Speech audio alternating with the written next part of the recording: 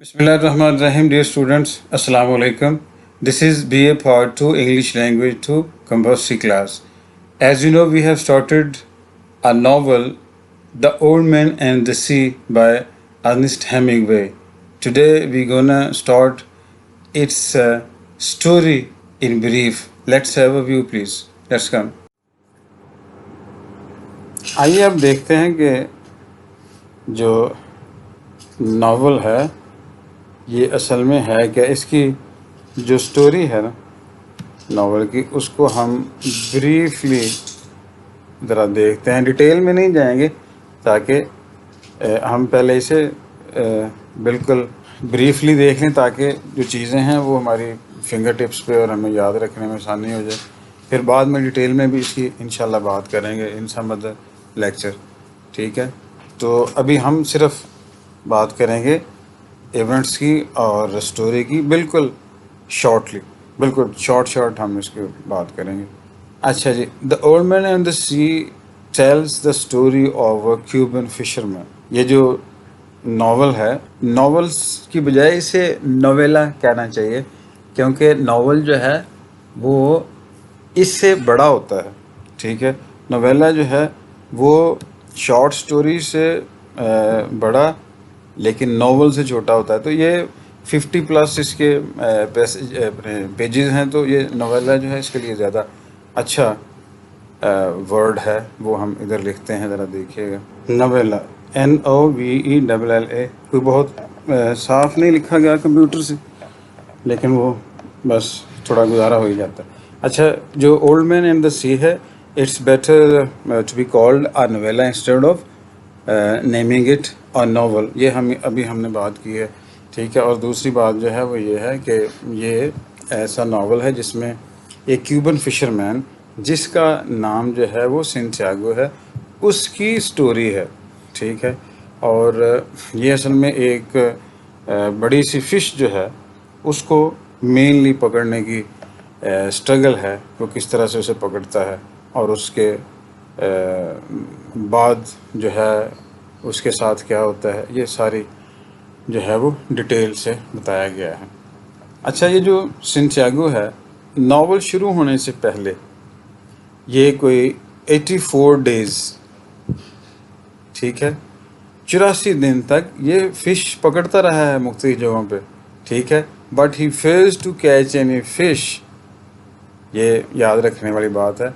84 days तक इसे कोई चीज़ नहीं मिलती, ठीक है। और ये फ़िश ना पकड़ने की वजह से इसको दूसरे फिशरमैन जो हैं वो इसको अनलकी कहने लग गए, बल्कि अनलकी से भी ज़्यादा एक सख्त वर्ड है, दैट इज़ सेलो। सेलो का मतलब होता है that is the severe state of unluckiness, तो उससे भी बदकिस्मती से भी आगे की स्टेट है। तो बात ये हुई कि सेंटियागो जो है वो एक क्यूबन फिशरमैन है जो 84 दिन तक अपने कोई भी फ़िश नहीं पकड़ सका, और दूसरे जो लोग हैं उसे ताने भी देते हैं और उसे अनलकी कहते हैं। 84 डेज़ जो हैं उसके फर्स्ट 40 डेज़ जो हैं, उन दिनों में एक बच्चा इसके साथ जाता है जिसका नाम है मेनोलिन। ये टीनेजर बच्चा है, ठीक है, इसका अप्रेंटिस है, इसका स्टूडेंट है, वो यूँ कह लें, इससे सीखता है कि फ़िश जो है वो कैसे पकड़नी है। लेकिन चूँकि ये ख़ुद कोई पकड़ नहीं सका, फ़िश नहीं पकड़ सका 40 दिनों तक, तो जो लड़के के वालिदैन हैं वो उसे फोर्स करते हैं कि एक ऐसा बंदा जो ख़ुद कोई चीज़ पकड़ नहीं पा रहा, ख़ुद उसे फ़िश नहीं कोई पकड़ी जा रही, तो तुम्हें क्या सिखाएगा। इसलिए वो उसे क्या, उसके पेरेंट्स जो हैं उसे फोर्स करते हैं, they force him to leave Santiago and to join some other successful fisherman. किसी और के पास जाए जो कामयाब है, जो मछली खुद भी पकड़ता है, ताकि गुसर बसर भी होती रहे। अच्छा जी, ये वो बात है जो 84 डेज़ तक हो चुकी है, और नावल शुरू होने से पहले हो चुका है ये मामला। अब जो है वो 85th डे जो है वो क्या होता है, on 85th day he intends and from here our novel starts. हमारा जो हीरो है Santiago, he intends to go deep into the sea. उसका इरादा ये बनता है कि वो समंदर में दूर आगे तक जाएगा, गल्फ स्ट्रीम तक, जो गल्फ स्ट्रीम के वाटर हैं वहाँ तक जाएगा। ये बड़ी डीप सी और दूर है साहल से और ख़तरनाक सी जगह है। और इसकी जो कश्ती है, बोट भी बड़ी स्किफ जो है वो बहुत ही वीक सी, इसकी अपनी फिज़िकल कंडीशन भी, और फिर इसकी अपनी एज भी बहुत ज़्यादा है। तो सारी ही चीज़ें जो हैं वो सर्कमस्टांसेस जो हैं they are all against him. लेकिन वो क्या करता है कि वो जाता है, वहीं पे जाता है, गल्फ स्ट्रीम में ही जाता है, साहल से दूर, अकेला, बिल्कुल ऑल अलोन, अपने ताकत पे, अपने इरादे पे और अपनी सलाहियतों पे रिलाई करते हुए वो किसी की तरफ नहीं देखता। और वहाँ पे जाके क्या कहता है, ही सेट्स हिज लाइन्स देयर, और अपनी जो वो होती है, आप उसे जिससे मछलियाँ पकड़ते हैं, डोरी, ठीक है, उसको वो उसमें फेंकता है।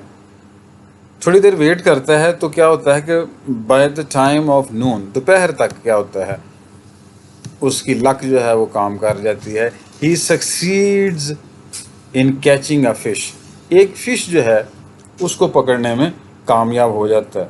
और वो फ़िश जो है वो बहुत बड़ी फ़िश है असल में। वो जब देखता है ना तो वो एक हैबत सी तारी हो जाती है। और इस फ़िश को मार्लिन कहते हैं, ठीक है। ये फ़िश की एक किस्म है मार्लिन। चूँकि फ़िश बहुत बड़ी है और बहुत ज़्यादा ताकतवर है, और इधर इसकी तरफ जो फिज़िकल विगर या फिज़िकल कंडीशन जो है वो बहुत ही पतली है, तो क्या होता है, instead of controlling fish, Santiago is controlled and pulled by the marlin. बजाय इसके कि सेंटियागो जो है वो इस मार्लिन को कंट्रोल करता, क्योंकि वो उसके काबू में आ गई थी, पकड़ी गई है, तो बजाय इसके कि ये उसे पकड़ता, वो फ़िश इतनी ताकतवर, इतनी बड़ी है कि वो सेंटियागो को कंट्रोल करती है। और जो सेंटियागो है उसको वो खींच के दूर ले जाती है, उसकी कश्ती को, और उससे भी जो उसकी साथ में वो डोरी होती है उसको भी खींच के तो बहुत आगे की तरफ ले जाती है। ये उसे कंट्रोल नहीं कर पाता, बहुत ज़ोर लगाने के बावजूद भी इसके हाथ से वो डोरी निकलती जाती है। अच्छा जी, इस कश्मकश के अंदर, इस स्ट्रगल के अंदर, ठीक है, ये रोकने की कोशिश करता है उसे, वो ज़ोर लगा के वो दूर की दूर होती जाती है। इस चीज़ के अंदर 2 days and nights पास, 2 रातें और दिन जो हैं वो उसके ऐसे ही लग जाते हैं।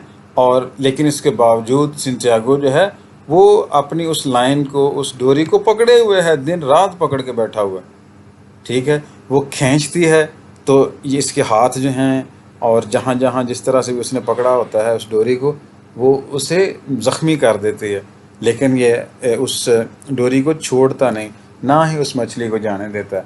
अच्छा जी, दो wounded by the struggle and in pen, अगरचे वो इस स्ट्रगल के जवाब में ज़ख्मी भी है, ठीक है, और तकलीफ़ में भी है, Santiago expresses a compassionate appreciation for marlin. वो मार्लिन के लिए बड़ी तारीफ़ी अल्फाज कहता है, प्यार भरे अल्फाज उसे बोलता है। और उसे उस स्ट्रगल के दौरान ही उसे अपना भाई कहता है, often referring to him as a brother, ठीक है। आगे, he also determines that because of the fish great dignity no one shall deserve to eat the marlin. वो इस मार्लिन को देखें, स्ट्रगल करके पकड़ भी रहा है, लेकिन उसके साथ इसकी हमदर्दी भी है, उसे ये अच्छी भी लगती है। और जिस तरह से उसने डिग्निटी दिखाई है उस मछली ने, और जिस तरह से उसने स्ट्रगल की है, वो डिग्निटी क्या है, स्ट्रगल की है, वो एकदम से ऐसे ही उसके काबू में नहीं आ गई, उसने पूरा जोर लगाया है और अपने आखिरी दम तक वो लड़ती रही है और लड़ी है। वो इस डिग्निटी की वजह से ना वो ये समझता है कि ये एक ऐसी डिग्निफाइड किस्म की चीज़ है कि इसको किसी बंदे को नहीं खाना चाहिए, क्योंकि जितनी ये डिग्निफाइड है, इतना डिग्निफाइड कोई बंदा हो इसके लेवल का तो फिर वो इसे खाए। खैर, ये 2 दिन में ये ऐसा हुआ है, 2 दिन और 2 रातें जो हैं उसकी लग गई कि आपस में वो स्ट्रगल कर रहे हैं। फिर क्या हुआ, third day, on the third day the fish began to circle the skiff. Fish जो है वो उस कश्ती के गिर्द चक्कर लगाने लग जाती है। पहले वो 2 दिन और 2 रातें जो हैं वो स्ट्रगल करती रही है, ठीक है। साथ में जो सेंटियागो है वो भी ज़ोर लगाता रहा है, ज़ख्मी भी हो गया है, एग्जॉस्टेड भी हो गया है, सारा कुछ ही है। अब थर्ड डे उसने क्या किया है कि जो फिश है it begins to circle around the skiff. Santiago worn out, Santiago थका हारा, uses all his remaining strength. अब उसके जिस्म में कोई ताकत रही नहीं, लेकिन इवन देन जो बाकी बची है ना ताकत, उसको ही इस्तेमाल करके pull the fish and stab the marlin with the harpoon. और एक हार्पन के साथ उसको पहले तो उसे खींचता है, पुल करता है, और फिर मार्लिन को एक हार्पन जो है उसके साथ उसको मारता है, खंजर मार देता है। Santiago straps the marlin to the side of his Schiff.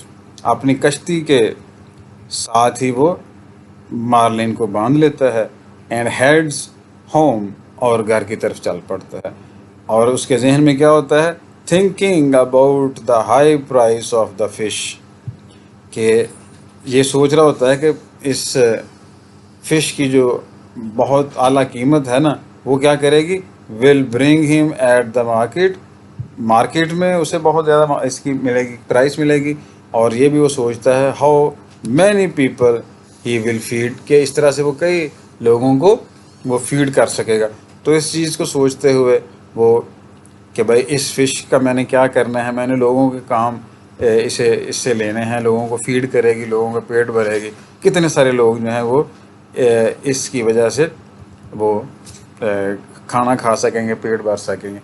अब इसी ख्याल में जा रहा है, तो क्या है, on his home in to shore, साहिल की तरफ घर जाते हुए क्या होता है, अभी देखिए उसकी मुश्किलात जो हैं, पहले उसने बड़ी मुश्किल से इसको पकड़ा है, मुसलसल स्ट्रगल करके, ठीक है, और थक हार गया है।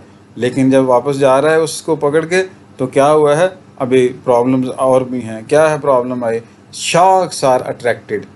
जब ये हार्पन से उसे स्टैब करता है मार्लिन को सेंटियागो, तो उसका जो खून है ना, उसका ब्लड जो है वो ज़ाहिर है पानी के अंदर जाता है। तो शार्क्स जो हैं they are very much sensitive, वो स्मेल बहुत जल्दी कर लेती हैं खून को।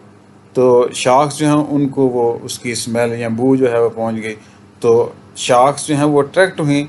तो क्या हुआ, ज़ाहिर है जब वो अट्रैक्ट हुई हैं तो उन्होंने इस पे हमला कर दिया मार्लिन पे। तो सबसे पहले जो शार्क है जिसका नाम मैकू है वो आती है और सेंटियागो उसे जो है वो मार देता है विद हिज हार्पन, उसी के साथ, हार्पन के साथ जिसके साथ उसने मार्लिन को मारा होता है। लेकिन उसका नुकसान क्या हुआ कि हार्पन जो है उसने जो यूज़ किया है वो नेज़े की तरह यूज़ किया है। तो इस प्रोसेस में क्या है, ही लूजेस द वेपन, अपना वो जो हार्पन या वेपन जो था वो भी उसने लूज़ कर दिया, ठीक है। आगे फिर क्या करता है वो, चूँकि अब उसका वेपन तो ख़त्म हो गया, उसने क्या किया, he makes a new harpoon by strapping his knife. उसने एक और हार्पन जो है वो बना लिया, अपना चाकू जो है उसको बांधते हुए to the end of an oar, एक चप्पू के एंड के साथ, किस लिए, to ward off the sharks, ताकि शार्क्स को दूर भगाया जा सके। अभी एक शार्क आई थी, मैको शार्क, अब इसके साथ इसके बाद जो है 5 अदर शार्क्स जो है दे आर आल्सो स्लेन। वो 5 और जो शार्क्स हैं उसको उसने मारा, and many others are driven away, और बहुत सारी दूसरी जो हैं उनको उसने भगा दिया। ये बार बार आ रही थी, ग्रुप्स में आ रही थी। क्या हुआ, the sharks keep coming by, अच्छा अभी जो मैंने आप सर्च किया कि शार्क्स जो हैं दे सिंपली कीप कमिंग, वो उन्होंने रोक नहीं दिया कि भाई ये इतनी मर गई हैं या इतनी जो है वो उसने दौड़ा दी हैं, तो वो बाज नहीं, बल्कि वो बार बार आती रहीं और ग्रुप्स में आगे अटैक करते रहें। तो बाय नाइट फॉर, रात तक क्या हुआ, the sharks devour the marlin's entire carcass, उन्होंने पूरे जो मार्लिन का वो जिस्म था उसको उधेड़ के रख दिया, ठीक है। क्या हुआ, living a skeleton alone only, और आखिरकार सिर्फ उसके पास जो उसका ढांचा है वही सिर्फ बचा, बाकी सारा कुछ जो है उन शार्क्स ने बार बार हमला करके मुख्तलिफ तरीक़ों से उसको खा लिया। Upon reaching the shore, Sahal पे पहुंचने से पहले, before don the next day, अगले दिन ये डॉन से पहले, सुबह होने से पहले क्या हुआ, Santiago struggles to his shack, Santiago जब वहाँ पहुँचा है तो उसने बड़ी मुश्किल से अपने उस झोंपड़े में आया है, carrying the heavy mast on his shoulder, अपने शोल्डर के ऊपर उसने वो बादबान जो है, वो मॉस्ट जो है वो रखा हुआ है, ठीक है। Then he slumps onto his bed, जब अपने उस झोंपड़े में पहुंचता है तो वहाँ पे दब से गिर जाता है, and falls into a deep sleep, और एक लंबी गहरी नींद में चला जाता है। ये बेटा ब्रीफ सी हमने आपको इसकी स्टोरी बताई है। अगर आप इसको इसी तरह से अंडरस्टैंड कर लें तो बाकी चीज़ें आपके लिए इजी हो जाएंगी। अब इसी ब्रीफ स्टोरी के ऊपर ही आपका सारा जो स्ट्रक्चर है वो बिल्ड होगा, इसलिए इन चीज़ों को समझ लें कि ये भाई स्टोरी है क्या, ये कौन है, सेंटियागो कौन है, मार्लिन कौन है, मेनोलिन कौन है, और शार्क्स का क्या रोल है। ये 2 3 4 पॉइंट्स हैं जो आपको सिर्फ याद रखने हैं, और कोई ऐसा मुश्किल नहीं है। और इसी तरह से इसके 4 5 6 राउंड अबाउट इतने क्वेश्चन या एस्पेक्ट्स बनेंगे, वो भी हम करेंगे। लेकिन इसके बाद हम इसको थोड़ा सा डिटेल से मैं चाह रहा हूँ देखने को, ताकि आपको चीज़ें जो हैं वो और ज़्यादा क्लियर हो जाएं, और बात जो है वो बिल्कुल उसके सारे जो छोटे छोटे पॉइंट्स हैं वो भी हमारे सामने आ जाएं कि हाँ भाई, और पता चल जाए कि ये जो है ना भाई, ये नावल जो है इसकी ये स्टोरी है। मेरी बात समझ लगी है? अगर कोई प्रॉब्लम हो, if you have any question और any problem, you can ask please. अस्सलामु अलैकुम व रहमतुल्लाहि व बरकातुहू। Best of luck.